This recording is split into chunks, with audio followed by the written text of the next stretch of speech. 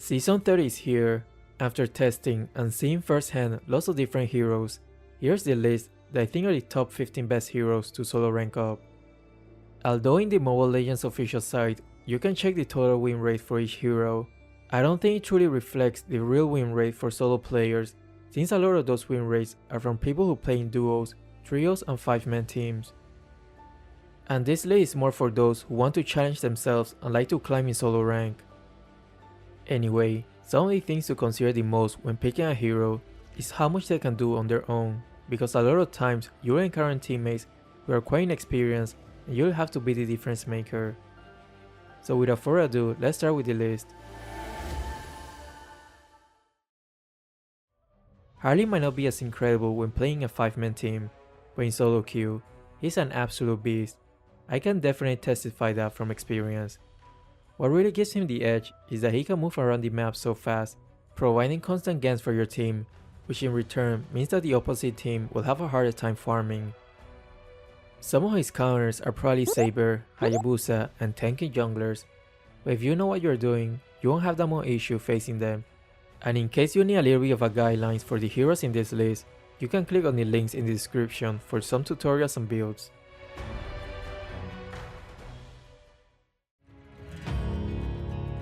Lancelot is amazing when there are some dashless DPS heroes in the opposite team. He can eat those heroes for days, but even when there are none, he can still be really deadly. Nowadays, it seems like the meta is to build him with just 1 or 2 offensive items and the rest tanky items. Although he might no longer be able to one-shot squishy heroes anymore, the reason why building him tank work is because of the additional damage from Thunderbelt.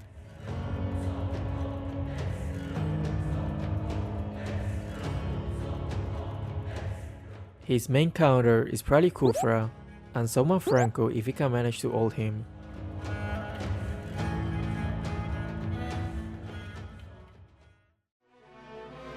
Paquito is probably the only fighter who seems to be a solid fighter no matter which season it is.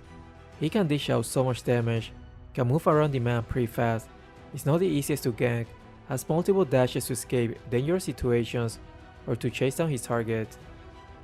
Another great thing about him is that he can be played either as a jungler or in the XP lane, whichever your team needs. His counters are hard CC heroes, and probably his main weakness is that during a big clash, he might have a hard time finding the opening to engage, but you can always try to be sneaky and go behind the opponent's back and just kill their main DPS. Ling is quite different from the rest of the heroes in Mobile Legends. It might take some time to get used to his playstyle, but once you master it, you'll have so many options in the way you approach the game. For instance, if your team is losing quite badly in the early to mid game, you can always go with the split push approach, and since he can move freely from wall to wall, he's one of the hardest heroes to catch. His main counter is definitely those constant blue buff invasions. If the opponents have great heroes that can constantly invade his jungle right from the start, such as Hilda, Valier, Fredring, and so on, he might have a really hard time farming.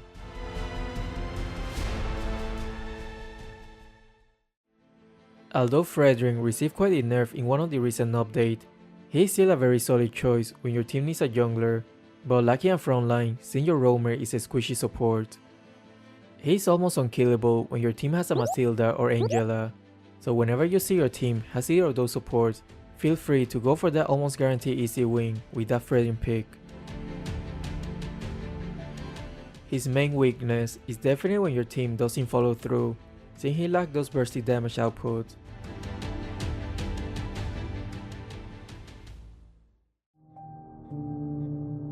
I really think that Ixia is the ultimate marksman to completely turn the table when everything is going against your team.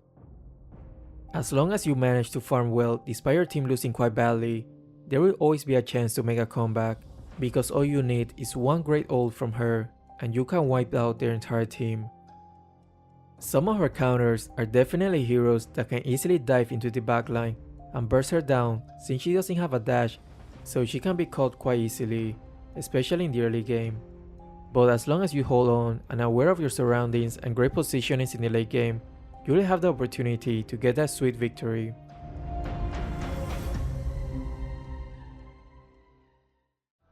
Now that supports roamers are the meta, Karina seems to be a great answer to that.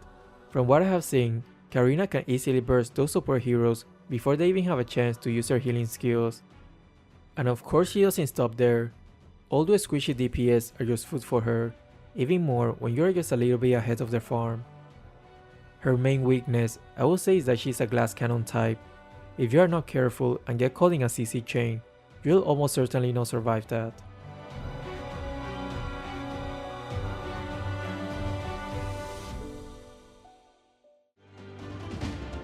Even after all the nerf, Joy still hasn't been demoted to the Forsaken Land.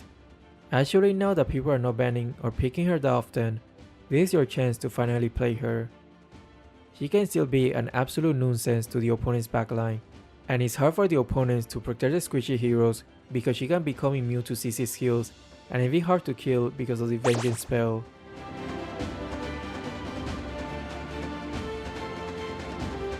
Her main counters are definitely Khufra and Mincitar, since she won't be able to dash as freely anymore.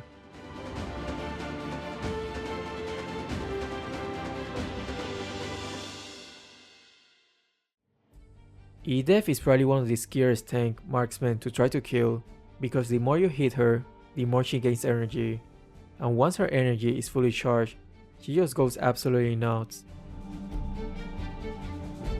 She is pretty versatile, since you can play her in the XP lane, as the roamer, or in some cases even as the marksman, but I think the last one is probably not recommended as the other two. One of her counter is probably Mincitar, but I'm not really sure if she truly has a counter per se.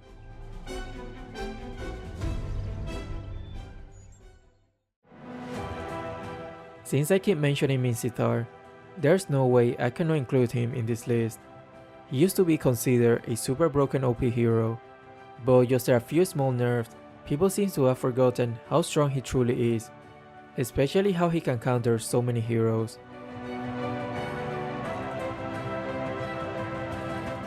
I have tried him recently and I can say he still has it, just maybe not as OP, but definitely a pretty solid hero. His main weakness is that if you miss his hook, it's gonna be tough to kill anyone.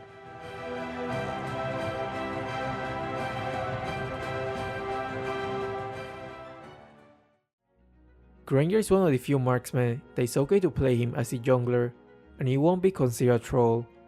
After a recent buff, now he can clear the jungle a lot quicker, which means faster rotation of farming, and that equates to more ganks and smoother pace. It's highly recommended to build him at least 1 or 2 defensive items. He won't be lacking that much damage even if you build him like this. Just go with Hunter Strike first, and then you can tweak his build as you like.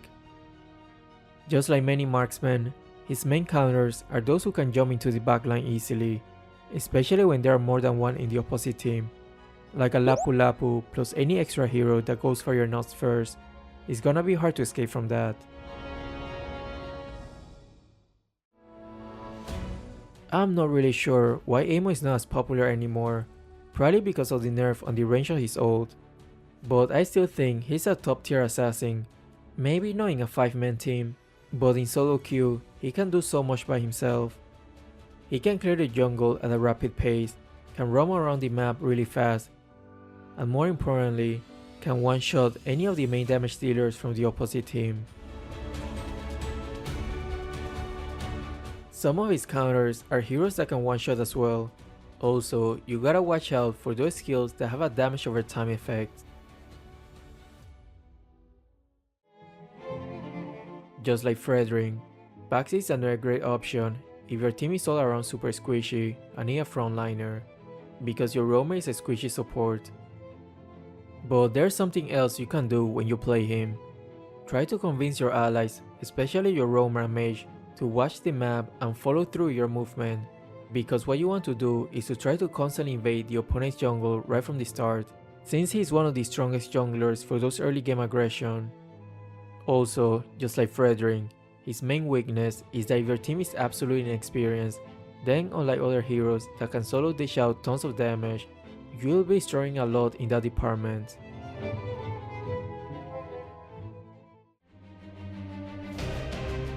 Irithel got an incredible buff recently, and now is considered one of the most reliable marksmen in the game, even in high rank games. Although the additional cost on Berserker Fury might slow down her power spike a little bit, it didn't really make such an impact that would make her any less threatening.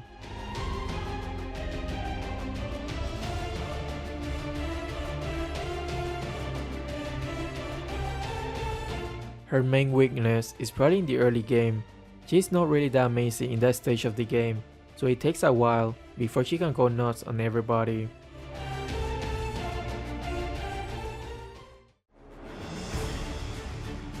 Novara is truly a user-dependent hero, because she can be either completely useless or is one of the most annoying mages to deal with.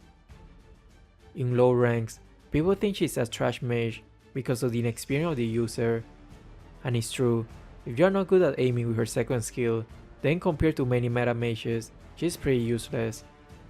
But on the other hand, if you are somewhat decent with her, then the opponents will be in constant fear of your snipes. Definitely her main weakness is that it might take some time before you get good at aiming with your second skill and predicting the opponent's movement. Anyway, that's all for this list of the top 15 best heroes to solo rank up for Season 30. And as you could tell, for this list, I didn't include heroes who are in the permanent ban list such as Nolan, Expor, Mathilda, Rafaela, Fanny, and Martis. So if any of these heroes are open, they are great picks as well for solo ranking, since they are considered the most OP heroes right now. Alright, thanks for watching and have fun solo ranking up.